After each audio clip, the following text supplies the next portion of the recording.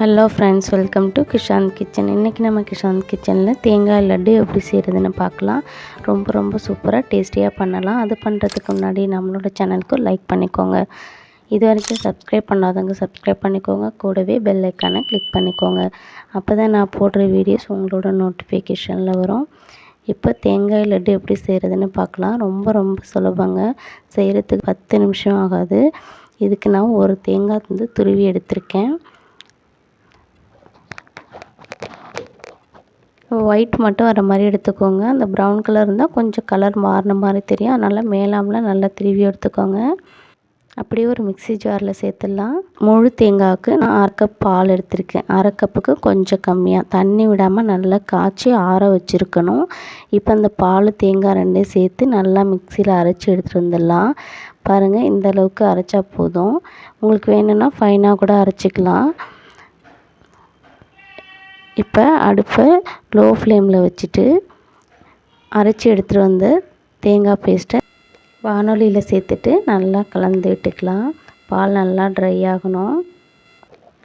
பால் நல்லா காய்ச்சி ஆற வச்ச பாலாக இருக்கணும். அதாவது கொஞ்சம் கூட தண்ணி சேர்த்துருக்கக்கூடாது. தண்ணி சேர்க்காமல் இருந்தால் தான் சாப்பிடும்போது ரொம்ப டேஸ்டியாக இருக்கும். பால் நல்லா வற்றி, அதாவது அந்த பால்கோவா வாசனை வரும். ஃப்ளேம் ரொம்ப ஸ்லோவாக இருக்கணும். ஹையில் வச்சிடக்கூடாது. பால் அடி பிடிக்க ஆரம்பிச்சிடும். அது இல்லாமல் தேங்காய் கலர் மாற ஆரம்பிச்சிடும். பாருங்கள், பாலெல்லாம் நல்லா வத்திடுச்சு. இப்போ தேங்காய் மட்டும்தான் இருக்குது பாருங்கள். நல்லா இந்த ஸ்டேஜ் வரணும். வந்த பிறகு இது கூட 2 டேபிள் ஸ்பூன் கார்ன்ஃப்ளவர் சேர்க்குறேன். சோள மாவு சேர்த்துக்கணும்.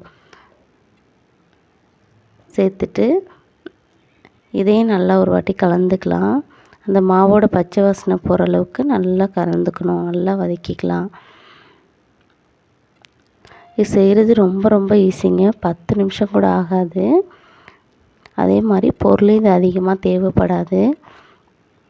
நீங்கள் கார்ன்ஃப்ளவருக்கு பதிலாக அரிசி மாவு கூட சேர்த்துக்கலாம்.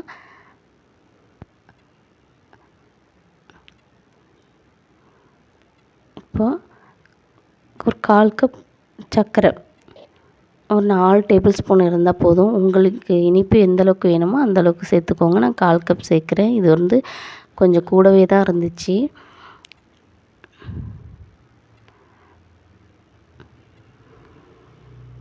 அந்த சர்க்கரையெல்லாம் மெல்ட் ஆகி வரணும். அந்தளவுக்கு நல்லா வதக்கிக்கணும்.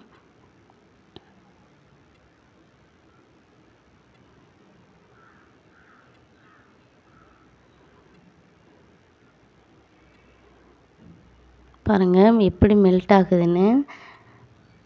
நல்லா மெல்ட் ஆகி நல்லா லட்டு பிடிக்கிறதுக்கு நல்லா சூப்பராக கிடைக்கும்.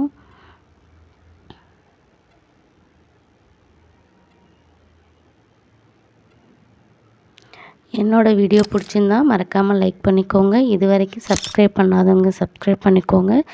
கூடவே பெல் ஐக்கானை கிளிக் பண்ணிக்கோங்க. அப்போ தான் நான் போடுற வீடியோஸ் உங்களோட நோட்டிஃபிகேஷனில் வரும். சர்க்கரையெல்லாம் மெல்ட் ஆனதுக்கப்புறம் கடைசியாக ஒரு 2 டேபிள் ஸ்பூன் நெய். நெய் ஆப்ஷனல் தான். நம்ம வாசனைக்கு ஏற்ப கொஞ்சமாக சேர்த்தா போதும். வேணும்னா நீங்கள் ஏலக்காய் தூளும் கொஞ்சம் சேர்த்துக்கலாம்.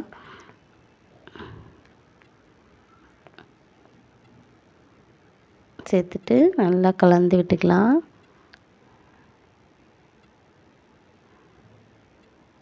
அவ்வளோதான், சூப்பராக ரெடி ஆயிடுச்சு. இது கொஞ்சம் நேரம் ஆறட்டும்.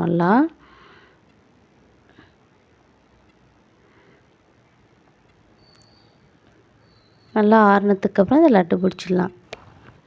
கையில் எண்ணெய் நெய் எதுவுமே தடவிக்க வேணாம். கையில் ஒட்டாமல் சூப்பராக வரும்.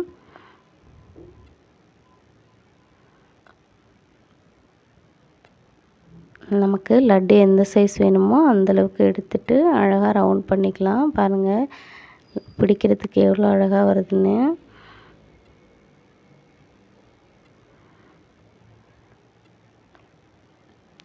ரொம்ப ஹெல்த்தியும் கூட. ரொம்ப சிம்பிளாக ஈஸியாக பண்ணிடலாம்.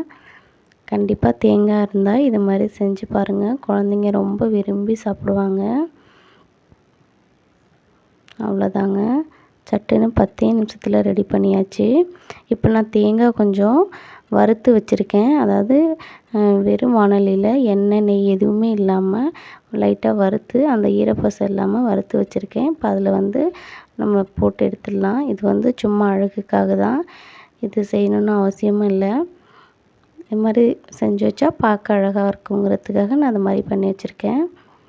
உங்கள்கிட்ட டெசிகேட்டட் கோகோனட் இருந்தால் கூட நீங்கள் அதில் இது மாதிரி பண்ணிக்கோங்க.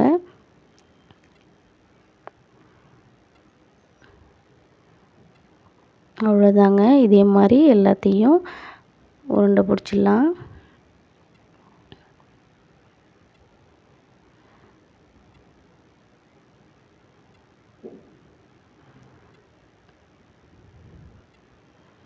ரொம்ப ரொம்ப சூப்பராக ஈஸியாக கோகோனட் லட்டு ரெடி பண்ணியாச்சு. நான் எடுத்திருந்த தேங்காய்க்கு எனக்கு 12 லட்டு வந்துச்சு. பாருங்கள் எவ்வளோ அழகாக இருக்குன்னு. இப்போ ஒரு லட்டு வந்து நான் உடைச்சி காமிக்கிறேன்.